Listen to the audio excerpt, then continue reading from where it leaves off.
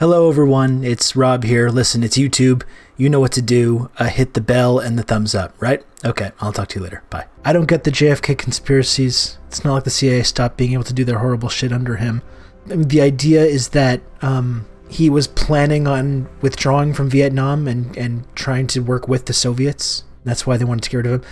One thing I do believe about the JFK assassination is that it wasn't Oswald was not the killer. Oswald was 100% not the killer of JFK, which is just a pretty straightforward argument of just like, it's not possible to do the shot that they're saying that he did. That's the basic argument. It's just, in fact, like Oliver Stone's movie about this, Oliver Stone's JFK, presents a pretty fucking convincing argument for what exactly happened in this.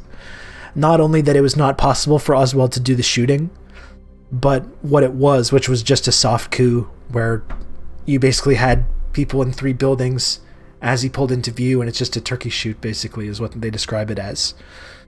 Yeah, so number one, Oswald can't do the shooting because it's just an impossible shot that they're saying that he did.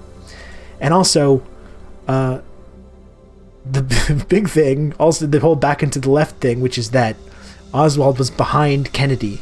Like, if you have a sniper rifle, he's driving away from you, and that's how he does the shot.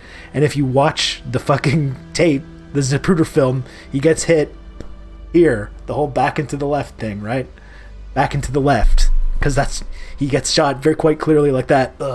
And Oswald apparently got him there. So just like Oswald couldn't do the shot, it's not possible, and literally the bullet would have had to do like a hook motion from behind and hook around and then hit Kennedy from the front. Here was Owen's take. Okay, let's see this. Owen says, my theory is that because he was both so incredibly stupid and so incredibly war happy, they killed him to avert World War III. Yeah, that seems kind of, I don't really get that. Because of course, the CIA from that point went on a multi-decade, or continued their multi-decade rampage from Korea to Vietnam to then Central and South America in the 80s, of like going after communist governments all over the world. So it's not like that was impeded in any way by Kennedy's assassination. So I don't know, I feel like you're maybe being a little bit harsh about like the level. I don't think that's something that needs to be that like that's not like offensive to me. I don't really agree, but I don't think that's something that people need to make a big deal about, though.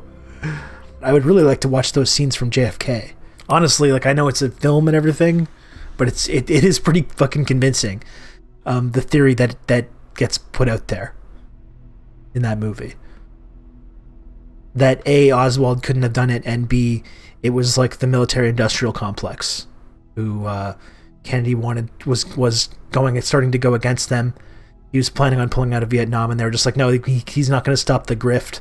He's not going to stop the never-ending like money printing machine that we have here with the defense contractors. So they just got rid of him. LBJ got to pass some social programs as like a compensation, and then they got to spend the next 10 years in Vietnam just making billions and billions of dollars, just manufacturing those attack helicopters that they used and all the weapons and stuff. And then transitioned after Vietnam became so unpopular, transitioned into like the real Cold War, like Operation Condor, South American stuff, where they're just doing coups and funding these right-wing death squads, sending weapons to Iran and all these places, you know. So they took out Kennedy so they could keep that grift going for the next couple of decades, and it worked out pretty well for them. Have you heard of or read the book Poisoner in Chief about Sidney Gottlieb? No, I haven't read that, Jameson. Should I check that out? Look at this, we got a new segment now. I should probably because I focus on this kind of stuff a lot. Let's make it official. Let's make it official, folks. Conspiracy Corner. Here on the Rob Rousseau Show. Yeah, the Operation Condor is just fucking twisted. Corbin Grad. And I think, was it you that mentioned the Jakarta method? I have not read the Jakarta method. I know I need to. There's a lot of shit that I need to read. I still haven't even finished Black Shirts and Reds. My fucking ADHD is like, makes it so difficult to stick with this stuff. But it is just horrific. And like I said, it's like I think they would have preferred to just keep doing like open wars everywhere. But it became politically unpopular and untenable to do that. So they seamlessly transitioned from these like big showy invasions and wars they were doing into this covert shit, overthrowing governments in Latin America and funding these movements and still fighting for the same goals, destroying nascent socialist movements, ensuring that like governments were being put in place that would like uphold the sort of neoliberal economic consensus and allow American and multinational corporations to go in there and exploit all the resources as Parenti tells us, exploit all the natural resources, particularly exploit the labor, which is the interesting thing about the sort of end of history and like the end of the Cold War when the Soviet Union collapsed. You can see how they kind of desperately flailed for a decade to kind of figure out a next foothold where they could continue to keep the grift going, right? Because you can't win the Cold War. You've got to keep that machine pumping. You've got to keep the arms sales going. You've got to keep that machine turning. That money printing machine going to these very specific defense contractors and the wealthy families that control these interests. This is very subversive when we get into this conspiracy talk and with the ads. I think many are saying this. And frankly, not to get too far into this, but when you factor in this whole ongoing process of the military-industrial complex kind of keeping this shit going for decades and kind of faltering after the Cold War a little bit, that's when I think it becomes, people get sucked into 9/11 conspiracy theories, because regardless of what you think about how that went down exactly, that specific incident, it's undeniable that these very people benefited from this massively, and they were able to take that incident and turn it into the next 20 years of just nonstop endless wars, both featuring like with American ground troops on the ground in Iraq and Afghanistan, but also the entire the drone campaigns, the continuing the covert stuff. I mean, the bringing the stuff at home to like bringing it to the United States domestically, the spying, there's no denying that they took that incident and used that to permanently basically entrench their power to just continually give themselves contracts, billion-dollar government contracts, to produce weapons and soldiers for these endless conflicts. The acquittal of Trump is the clearest indicator that the democratic process in the U.S. has been overthrown. What the U.S. has done to others, it has now done to itself. Yeah, it really is just a complete crock, isn't it? When, like Donald Trump is acquitted, apparently, by this whatever democratic process they have to hold him accountable for like committing serious crimes as the president, and the people that are involved in the jury deciding whether he's guilty or not are literally like co-conspirators in the crime that he's being dealing with, and people that were victimized by it. It just seems like it's not really the best way of going about these things, I don't think. Who knows though? I feel like there still may be more hearings and stuff on that. I mean, if I was in control of the Democratic Party, in addition to like doing good things that like help people's lives, I would absolutely be doing like Benghazi like hearings on this, and just keeping that in the news. In addition, again, can't stress this enough. In addition to like doing things for people, you would also be like running this ongoing campaign to discredit the conservative movement and discredit the Republican Party for being involved in this like extremism, with like hearings and calling witnesses and investigating the ties between everyone that was helping put this together. Why not? But I guess it would be too mean. It would be too mean to the Republicans to do that, so that's why they can't do it. The military government in Indonesia, with the support of the CIA, spread rumors that the women's wing of the Communist Party were mutilating generals and doing satanic rituals. That does not surprise me. And that's exactly why it's difficult for me now to take a lot of accusations seriously when they're being leveled by the same intelligence community which has been running this playbook since fucking World War II. And as I've talked about many times, it makes it a lot harder to like know what's the truth about what these other governments are actually doing, when it also, the people making these accusations have ties to this very same community that's been running this playbook for fucking decades now. And it becomes very easy to just automatically disregard what these people are saying. A Lie Too Big to Fail by Lisa Pease about the RFK assassination. That's interesting. So I've never really looked into that. I've never really looked into that one as much. Obviously JFK is the more famous assassination, but I've never really read too much about the RFK assassination, whether that was legitimate or what was happening with that. This brings to mind narratives were fed about Syria, for instance, or coups in Bolivia or attempts in Venezuela. That's it. The next man's, and you have to just start questioning that stuff when you can see the people that are responsible for making these accusations, which is difficult sometimes because it doesn't mean these places are perfect. We know what these playbook is. We know exactly when these people want to overthrow one of these governments. It's usually to advance the interests of the United States, and to do that, they'll tell lies about whatever, and they'll do whatever they can to convince people or to make it completely untenable to try and resist what they're doing. And again, it doesn't mean that these places are perfect or that none of this stuff ever goes on, but it becomes very, very difficult to take these people seriously. These are not good people that are doing this kind of work. RFK got shot from behind, but the guy they framed it for was in front of him the whole time. I think the theory presented in the book was it was a member of his security detail that actually killed him. That is interesting. Like accidentally, or like he was assassinated? I mean, I guess I could see why. He was, if JFK had pissed off, and the Kennedy family in general had pissed off the military-industrial complex, and RFK was trying to pick up that mantle, I could see him being viewed as just as much of a threat.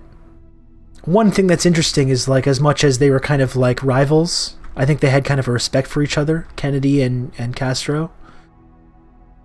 And you can see how he reacted too. He was even though they tried to do Bay of Pigs, and Kennedy was there for while they were trying to destroy his movement. He was kind of sad, I think, by it.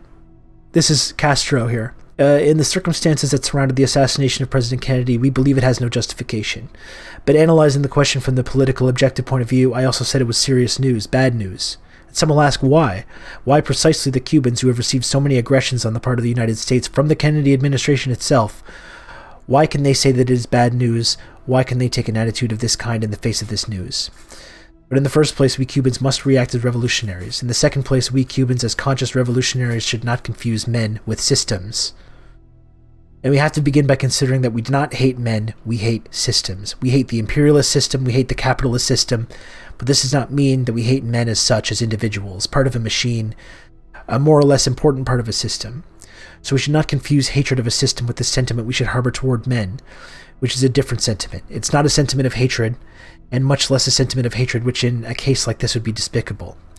As Marxist-Leninists, we know that the role of man is a relative role in each historical epoch, in each society at each given moment, and we should know the role the man plays in each society, and above all, it is a question of elemental principle. We do not hate men, we hate systems. We would be happy at the death of a system. The disappearance of a system would always make us happy. The victory of a revolutionary always makes us happy. The death of a man, even though this man may be our enemy, does not make us happy. In the first place, this should be our attitude as a matter of principle. And further, it is very characteristic of us Cubans, of Latins, of Spanish Americans, who are a mixture of races with certain characteristics, that death always ends our animosity. We always bow with respect in the face of death, even though it may be the death of an enemy. And he goes on to talk about why he thinks the death is going to have negative repercussions for the interests of Cuba.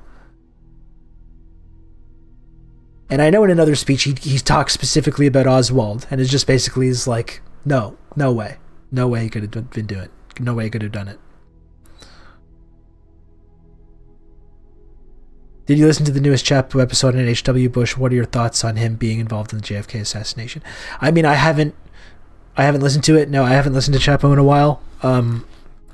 But I mean, he was a major part of the CIA and the intelligence community, and was part of a famous, wealthy family. So I don't doubt that he was if you believe the idea that the deep state and the intelligence community had Kennedy killed, then yeah, he would have been involved in that for sure. In the Death Corner podcast, Michael talks about JFK having a back channel to Castro and the Soviets, and that he planned after the election to draw down in Vietnam and negotiate peace. Yeah, that's the central question. That's kind of, I think, the theory put forth by people that believe that he was killed by the intelligence community, who basically did a coup because they saw that he was going to put a stop to the endless grift. And once they got rid of him, they were able to keep that going for several. It's still going to this day. So who knows if that's true, but that is really interesting if it is true. Yeah, not that it excuses it, but it wasn't the Bay of Pig devised and funded by Eisenhower before he left office. Kennedy approved it, but it's a good demonstration of Castro's point. Yeah, no, it is a good demonstration of that, and you could see why, after agreeing to go along with that, Kennedy was like uncomfortable letting these fucking guys continue to make these decisions, and saw the writing on the wall, and was like, no, I'm not going to be like, he was humiliated by that probably, and was like, I want to go. I'm tired of these fucking people, and I'm not going to let them just like decide what we're doing with the military and just like the military and with our intelligence community. That's interesting. Next man's. Many researchers believe that Dulles essentially meant for the Bay of Pigs to fail, so it would put the callow new president on the spot to order a full-scale invasion. JFK balked at this, recognized he was being played, and fired Dulles. And then Dulles comes back and, through back channels, negotiates a situation where you get rid of him. I would really like to watch those scenes from JFK. I wish I could get a definitive answer. Whether it's true that Kennedy was going to wind down the Cold War. I mean, I guess we'll never know that for sure, but you think Jack Ruby, some coincidences? Major people get murked? Yeah, that's right. I think Oswald shot him once, but he didn't make the shot you see in the footage. No, I don't think Oswald was the killer. Maybe he got him. Maybe he was one of the shooters, but I think there was, again, the theory that gets presented in JFK. That's the thing, they're in the book suppository. You've got a shot head on. He has a clear shot from the front that he passes up, waits for him to pass. Here's the shit. They had shooters in a couple of different built spots. Yeah, I think what we're arguing about whether he wanted to end the Cold War, that's the kind of contentious thing. But I do find it convincing that he got brought in. They had the Cuban Missile Crisis where they thought that they were, it was almost like nuclear annihilation. He had the failed Bay of Pigs thing. And I don't think it's that much of a stretch for him to be like, at that point, like, you know what, let's do something different. I see the road we're going down right now. And I'm planning on challenging this like power structure that's putting us in this position. And how he changed his mind from that, and then that's how he ran afoul of the intelligence community and the military-industrial complex, who wanted to keep that money. Again, it's a money printing machine. It's what it's about, is money. They just have an endless flow from the U.S. government into these multi-$100 billion defense budgets that they're all getting nice kickbacks from, all the donors and all these like big families. It's just an endless machine that just funnels money to these people out of the U.S. government. Like, they print the money and it just goes right to them. They need this endless war in order to keep that going. And it's been going since that time. And like we're saying, that's when I think you get into the 9/11 stuff too, and like you realize that regardless of what level of involvement they had in creating that situation, they 100% did profit from it in the exact same way to keep that same grift going. Oh, the Cold War's over. The Cold War's over, and the Soviet Union's gone. We tried to turn Iraq into our enemy. We made a big show out of that. We turned that into a big like big news media spectacle. But it was over in days. Like, we don't have this big powerful enemy anymore. And guess what? After that, we have 100% the American public's convinced that we need to go in and do this stuff. We got everyone on board, completely bipartisan, to keep this shit going. Go back into Iraq, go back into Afghanistan, start up all the same covert shit, start a big domestic spy program, big and a drastic expansion of the same national security establishment. The Homeland Security, they created all this new fucking, all these new institutions, Homeland Security and ICE, and it supercharged everything. So regardless of whether you believe that they were involved in the actual incident, beyond giving bin Laden and his the Mujahideen in the 80s training, which that's not a conspiracy.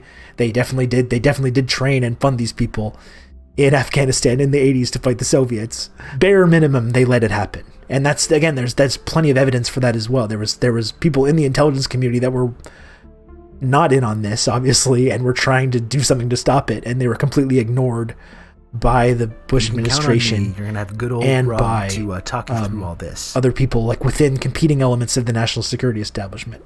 And I'm getting deep into the controversial. I'm getting into like cancel-worthy controversy, conspiracy shit here. So I hope you appreciate it.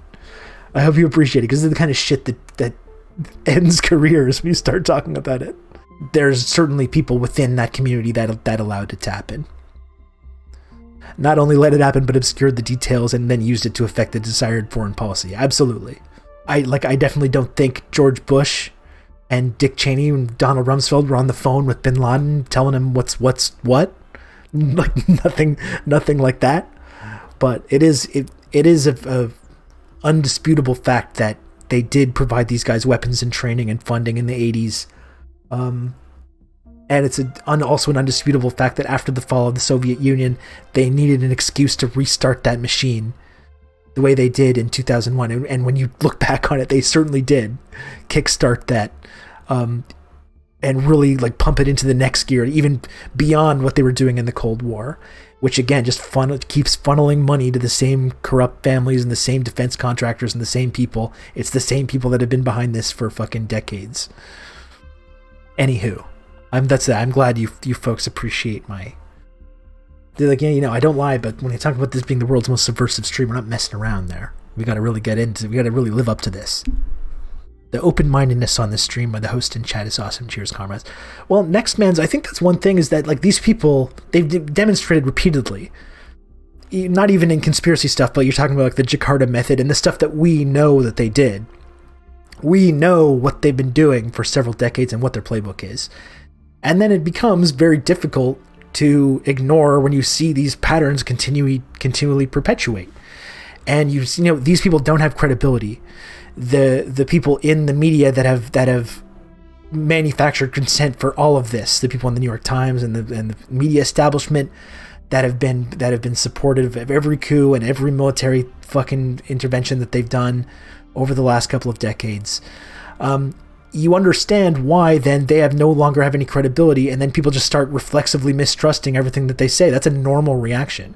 It's like a normal reaction to just like stop taking these people seriously and stop like when they say something, when something comes from the intelligence community or when it comes from the sort of liberal media establishment, and the goal is to advance the United States interest. It becomes very impossible, I think, to take that seriously. Which is to everyone's detriment, because then when these institutions report on things that are real, there's many people that just automatically don't agree with it, and there's a specific reason for that. It's completely justified to not agree with it. It's like, how can you ever take anything the media says when it comes to foreign policy seriously, when we know, not in conspiracy, not in like this weird wacko conspiracy world, but we know beyond a shadow of a doubt the kind of things that they've been supporting and doing to advance the interests of neoliberal capitalist hegemony over the last couple of decades. We know this beyond a shadow of a doubt. So then, like, why would we ever take them seriously when they talk about things That's a normal reaction, and that's why you're having the problem now with like fake news and Trump and all this, because there's a whole generation of people that intrinsically just mistrust everything, justifiably. But then that also leads to even worse people being able to come in and assume credibility because you're able to point out all these very real things that the U.S. media has done or the U.S. intelligence community has done, and then you can siphon people into even worse movements. Yeah, this is exactly why QAnon spreads so readily. That's exactly right. And COVID denial. And it's going to be the same thing for climate crisis stuff. When we start to try to somehow push back on the inevitable consequences of that, you think the COVID response we've seen from the anti-mask people and the anti-vaccination people, it's going to be nothing compared to the denialism that we see even as more evidence of climate change begins to pile up. And the real serious fucking consequences start to pile up. It's going to be the exact same reaction. And again, why would you listen to what the New York Times says about climate change when they've had this long history of lying to people and gaslighting people? The gaslighting directed towards us for knowing some history and recognizing patterns is more than just disheartening. It's maintaining the limits of public discourse. Yeah, and next, man, I'll take it the next step further, and that's we've seen people's careers get destroyed, like people that pushed back on the narrative about what's been happening in Syria, the people that push back on the narrative of what's happening in China, they get framed as being like genocide lovers and authoritarians and dictator worshippers, and they get completely fucking ostracized from like the media establishment, like and they try as best as they can to make sure that these people can't have careers anywhere. 100% true. I was telling someone recently that I want to watch that Richard Jewell movie by Clint Eastwood, even though it's anti-media, because one of the rare issues I agree with Jewish people on, and they thought it was like a secret Nazi. But still, the invasion of Syria should always be viewed as wrong, no matter what some of the freaks who are else against it say. Yeah, I think that's, listen, like the people the CIA were supporting in Syria are fucking Al-Qaeda. The very people that they convinced Americans they had to have full reign to like violently confront in Afghanistan. And then they're funding the exact same people. You've told us these people are bad repeatedly, and now it's like now we're supposed to be encouraging you while you go in there and then arm and fund these exact same fucking people. Yeah, it's been fun, but even framing all these issues as conspiracy theories, ceding rhetorical ground to those who want to discourage discussion and analysis of these issues. Yeah, I guess so. I mean, I guess what is a conspiracy theory other than like it can still be convincing, you can still have a ton of evidence, but just something that hasn't been conclusively proven. I think I don't really see a problem with framing it that way. Like, there's plenty of evidence to get behind a lot of this. I mean, just the simple making the connection between what the military-industrial complex and their actions since World War II. Some of that has been proven and some of it hasn't. So I think it's an accurate way of describing the stuff that hasn't been totally proven yet. Yeah, personally, I think there are insane conspiracy theories like anti-vaxxers, Soros Gates, Illuminati, and credible conspiracy theories like Operation Gladio. Yeah, I think that's correct. And it's interesting too, because even like you can see stuff like anti-vax, even though that's evil and wrong, and harmful, you see why when you see the way how fucking evil that big pharma has been and the things that they've been privy to over the last couple of decades. That's why it becomes then easy to convince people that like, oh, these people they're evil and they don't have your best interests at heart, even when they're like, giving vaccines to people. Or the same stuff with a lot of the stuff that's like the Illuminati stuff, which just gets into anti-Semitism and kind of really, racist conspiracy theories and anti-Semitic conspiracy theories.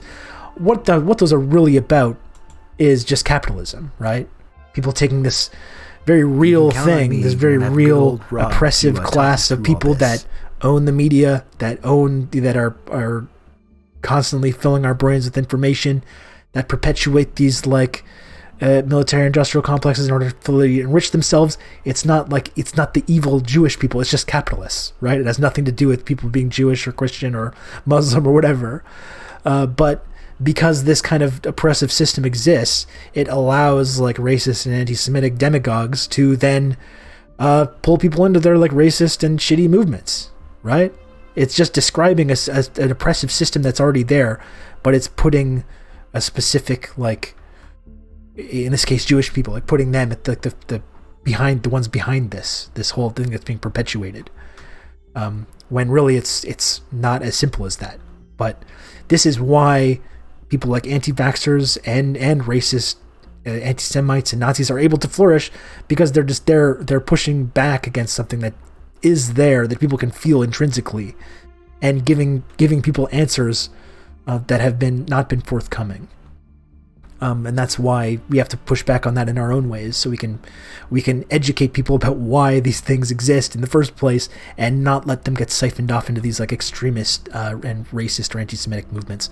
Hey, we watched this a few weeks ago too, but this is also a pretty accurate summation of what I was just talking about.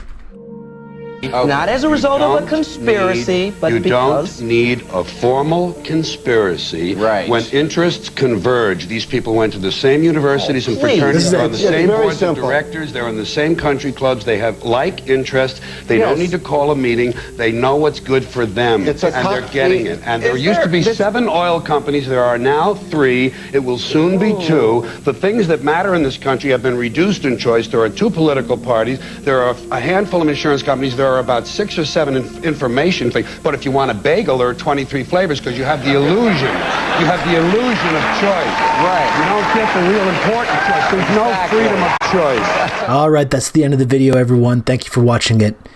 If you haven't already, hit the thumbs up, hit the bell, leave a comment or whatever, or don't, and I'll talk to you soon. Okay? All right. Bye.